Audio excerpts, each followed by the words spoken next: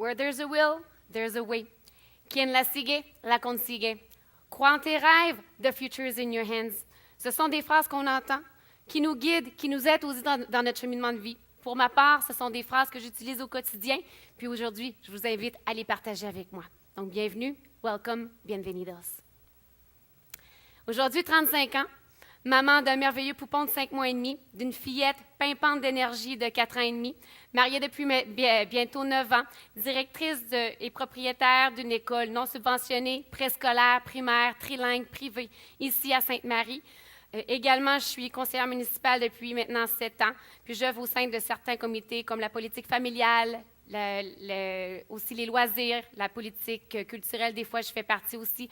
Bref, ce sont mes cordes, ma vie, la famille, le développement de notre région, l'entrepreneuriat et la culture sous toutes ses formes. Aujourd'hui, j'ai décidé d'enlever mes lunettes d'adulte, puis de vous charmer un peu à la manière dont je me laisse charmer par les enfants au quotidien. C'est beau des enfants, hein? C'est beau, c'est simple, c'est naturel. Je mets un chapeau parce que je revais plusieurs chapeaux. Mais aussi aujourd'hui, cet après-midi, je vous invite à vous lever.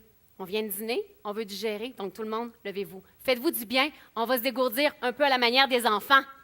Tout le monde, tout le monde, tout le monde, sans exception. Vous allez répéter après moi. Hello, bonjour, buenos dias. On fait comme les enfants. Good day, guten tag, konnichiwa, ciao, shalom, dobre dien. Là, on fait comme tous les enfants. Hello to all the children of the world. C'est beau, c'est le fun, ça fait du bien. Vous pouvez vous asseoir. Bravo tout le monde. Ça fait du bien parfois d'enlever ses lunettes d'adulte, de redevenir enfant. Je crois qu'on ne se le permet pas assez en tant qu'adulte. On est toujours dans notre routine, dans notre quotidien, lever, boîte à lunch, faire les sacs, nanana. Pour ceux qui sont encore à cette phase-là, présentement, j'en suis à cette phase-là de ma vie. Donc, on est beaucoup dans notre quotidien. Mais pourquoi est-ce qu'on ne pourrait pas se laisser le temps, nous, les adultes, un peu de vivre un peu comme des enfants, un peu au quotidien? Donc, la simplicité, ça a toujours sa place. Lorsque j'avais 7 ans, j'ai débuté mon aventure avec les danseurs de Sainte-Marie. Vous voyez ma belle photo, donc c'était moi. Vivre la culture à travers la danse, l'apprentissage des langues, des mots, toutes sortes de langues, connaître des gens d'autres pays, faire des voyages ici au Canada puis ailleurs, ce sont toutes des expériences qui m'ont forgée, qui ont fait qui je suis aujourd'hui. Et puis, j'aimerais ajouter qu'aujourd'hui, même après 28 ans, aujourd'hui même ce matin, c'est ma petite fillette de 4 ans et demi, Félicia, qui a débuté son parcours au sein de l'école de danse Manigance, donc anciennement des petits danseurs. J'en suis très fière. Pour moi, c'est en même temps un retour aux sources.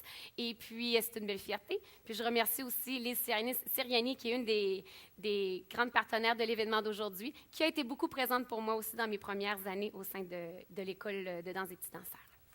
Bon, entrons maintenant dans le vif du sujet, l'éducation. Pourquoi est-ce que l'éducation, c'est un sujet si fascinant, selon vous? Parce que c'est un sujet d'actualité qui nous touche tous, de près ou de loin, qu'on aime l'école ou qu'on l'aime moins à l'occasion.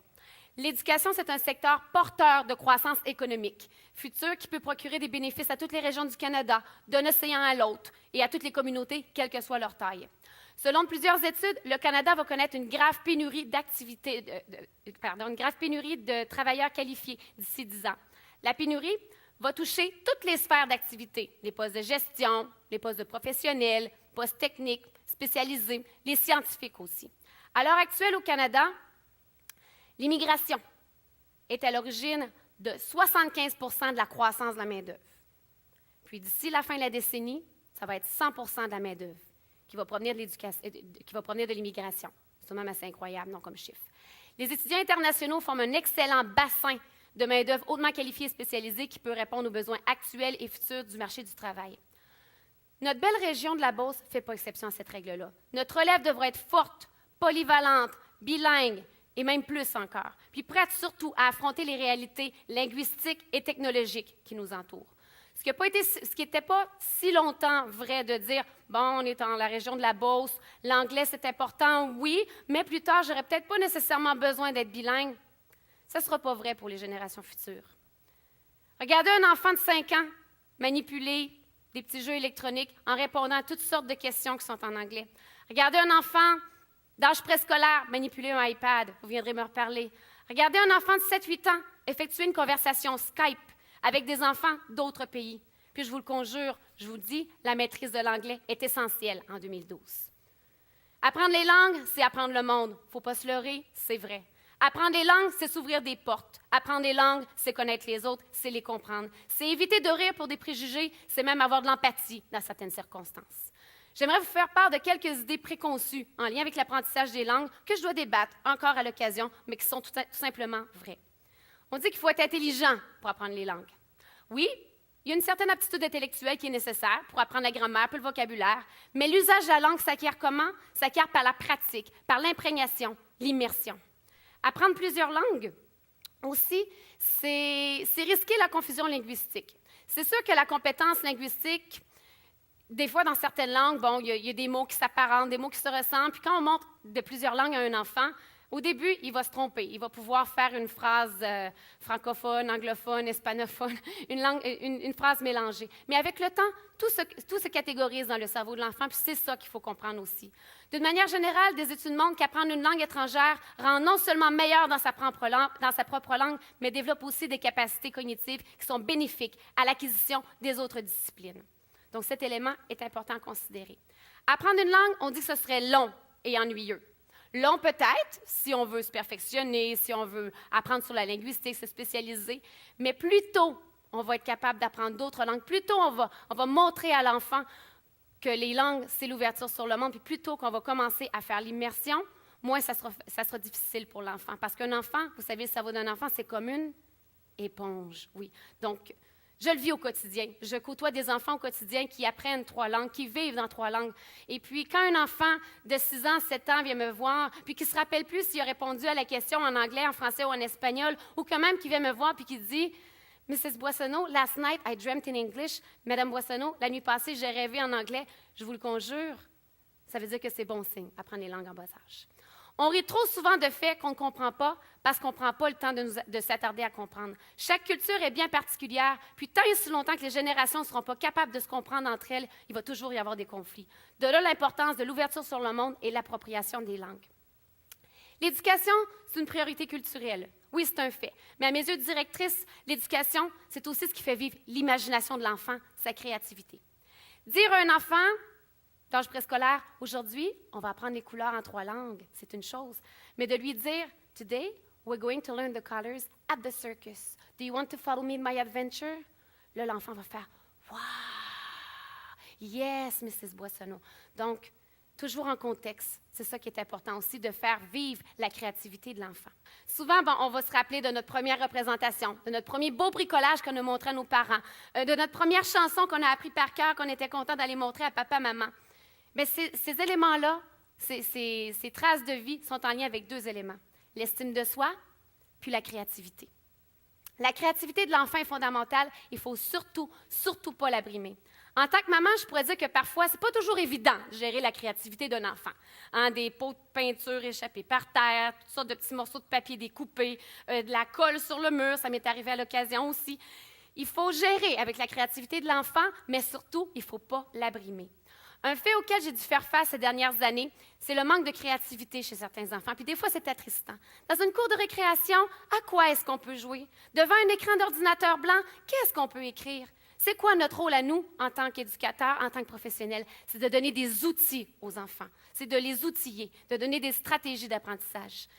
Donc, je leur dis, allez les amis, inventez-vous des solutions. S'il faut que vous créez un rap pour apprendre vos tables de multiplication, allez-y, mais il faut trouver des solutions. Plus grand sera votre esprit créatif, plus facile sera votre adaptation à affronter toutes sortes de réalités puis à y trouver des solutions pertinentes une fois rendus à l'âge adulte. Ce qui m'attriste aussi parfois de voir, ce sont des enfants d'âge préscolaire qui ont déjà, à cet âge-là, peur de se tromper. Ils frappent un mur, ils ont peur de se tromper, ils n'osent pas parler. Leur créativité est déjà brimée à cet âge-là. Donc, l'enfant, comme l'adulte, doit comprendre que se tromper, le comprendre puis l'affirmer, c'est une grande vertu. Pourquoi? Parce que ça permet l'avancement, le dépassement de soi. On soupçonne encore qu'Einstein se serait trompé sur la théorie de la relativité, encore en 2012. Bien, ce doute, ça fait en sorte que certains sont encore en train de travailler à la peaufiner, cette théorie-là. Donc, il faut dire que l'avancement n'est jamais terminé, puis il faut le comprendre aussi. De nos jours, avoir une superbe mémoire n'est plus nécessairement ce qui est valorisé. La preuve, je n'ai pas appris mon texte par cœur aujourd'hui. Les ordinateurs contribuent à laisser de la place au cerveau humain pour opérer différemment. Ceux qui vont savoir se démarquer au 21e siècle seront ceux qui auront réussi à laisser place à la créativité et à l'innovation. La croissance massive des réseaux sociaux puis le développement des technologies en sont des preuves on ne peut des plus concrètes. Se démarquer, c'est savoir faire avancer les idées. Savoir faire avancer les idées des gens en leur fournissant des preuves concrètes. Aujourd'hui, je vais vous démontrer le parallèle entre le développement d'une communauté puis qui s'apparente beaucoup au développement d'un enfant. Le développement d'une communauté repose sur les idées de tous et chacun. Quand on parle de développement d'une communauté aujourd'hui, on parle de villes et villages en santé. On peut parler de défis santé. On parle aussi du développement local, du développement social. On peut parler du développement de beaux parcs aussi, ici en région. Quand on regarde un enfant, on parle de son développement. On parle de sa capacité à socialiser. On parle aussi de sa motricité, de son développement, de sa capacité à mobiliser des gens. Puis Dieu sait qu'il n'y a pas meilleur qu'un enfant pour savoir mobiliser des gens. Si un enfant est capable d'apprendre à marcher, une communauté est aussi capable d'unir ses forces, de se tenir debout, puis de déployer toutes ses énergies vers des buts communs. Un enfant qui est exposé à toutes sortes de situations, toutes sortes d'expériences enrichissantes, va permettre à son cerveau de créer des liens encore plus de qualité. La communauté, pour évoluer dans ces échanges, a besoin de voir participer ses citoyens puis de les voir se concerter. Pour pouvoir exécuter son pouvoir d'agir, elle a besoin d'un lien de confiance très, très, très fort entre elle et ses citoyens, comme vous pouvez le voir. Puis dès la naissance aussi, l'enfant développe un lien de confiance très, très fort avec ses parents. Le plus beau lien de confiance, c'est lorsqu'il est mis dès sa naissance sur le sein de sa maman. Donc, tout comme un enfant qui a besoin de parents réconfortants, présents, qui lui servent de guide pour pouvoir cheminer, pour pouvoir s'épanouir, une communauté se doit d'avoir des bases solides, des aides de référence auxquelles on peut se fier, s'associer pour partager, pour développer, pour faire avancer des dossiers. La confiance puis la sécurité contribuent à l'autonomie d'une part, puis d'autre, permet de faire face à des défis de taille, comme apprendre à marcher pour un enfant ou tout simplement savoir développer de beaux projets comme la construction de complexes culturels et sportifs ici à Sainte-Marie. Comme je l'ai dit un petit peu avant, le cerveau de l'humain est en constante évolution. Bon, l'enfant se développe rapidement. La génération Y, puis les générations qui vont suivre, se développent très, très vite. On pourrait dire à la vitesse d'un tweet. Il faut être très rapide et compétitif pour pouvoir faire face à la vitesse de la communication puis de l'information de nos jours. Les générations se succèdent, mais attention, les prochaines ne se ressembleront peut-être pas, toujours pas. Les valeurs changent aussi, les façons de travailler aussi. En tant qu'employeur, il faut se faire un devoir de comprendre ces réalités puis de faire en sorte que les employés se sentent stimulés puis valorisés dans leur travail. Il faut innover dans notre façon de travailler puis surtout écouter. Le défi entrepreneurial se doit d'être présent en toutes circonstances. Pourquoi? Parce qu'il alimente les idées. Soyez un modèle pour vos employés. Soyez aussi un modèle pour vos enfants puis pour tous ceux que vous côtoyez. Devenir un excellent chef, c'est comme devenir parent. C'est un apprentissage quotidien et permanent. Même si certaines personnes ont de meilleures prédispositions pour devenir de bons parents ou de bons leaders, on ne devient pas leader, on ne l'est pas leader, on le devient avec le temps. Appliquez-vous donc chaque jour à améliorer les qualités que je vais vous dire, puis assurément, tôt ou tard, vous obtiendrez de la part de votre équipe, puis de la part de votre famille aussi, des résultats exceptionnels. 1. Établissez et communiquez clairement vos objectifs. 2. Dites les raisons pour lesquelles vous voulez atteindre ces objectifs. Soyez transparent dans la façon que vous vivez et que vous communiquez. 3. Utilisez une communication rétroactive, ce qui veut dire vérifiez toujours si ce que vous avez dit a été perçu de la façon dont vous le percevez pour vous-même. 4. Soyez un modèle par vos actions. Vos actions doivent être en harmonie avec vos paroles. C'est un beau défi entrepreneurial à relever au quotidien, c'est un beau défi aussi en tant que parent à relever au quotidien. Devenir leader en matière de technologie est un autre défi de taille auquel il faut faire face. Regardez cette image, elle parle beaucoup, non? De un, elle nous dit que la technologie, ça s'acquiert maintenant peu après la naissance. C'est pratiquement devenu un jouet fondamental. De deux, il y a un petit vent de panique qui souffle à l'intérieur de moi quand je vois cette image-là, l'individualisme. Ça me dit que maintenant, c'est difficile de regarder un iPad puis de communiquer en même temps. Notre défi actuel, c'est de cohabiter avec les technologies afin qu'elles deviennent des outils de performance et d'avancement. Elles ne doivent pas enlever le fait que nous sommes d'abord et avant tout des êtres humains. La facilité d'accessibilité puis la rapidité sont les deux mots d'ordre. Puis gare à ceux qui ne seront pas efficaces et vont être pointés du doigt sur les médias sociaux. Est-ce qu'on veut être comme Obélix puis Astérix, puis continuer de vivre dans notre réserve comme de vrais Gaulois? Ou est-ce qu'on est prêt à oser changer, oser aller de l'avant, autant du côté social que technologique, pour permettre aux futures générations de comprendre que nous vivons tous dans le même bateau? Gens d'affaires, jeunes entrepreneurs, gens d'ambition, take a chance. N'ayez jamais peur de ce que vous avez en tête. La peur, c'est vous qui vous la créez. Je termine en vous disant que you have to go confidently in the direction of your dreams and live the life you've ever imagined. Je vous remercie beaucoup de votre attention et souvenez toujours que vous êtes proactifs. Merci.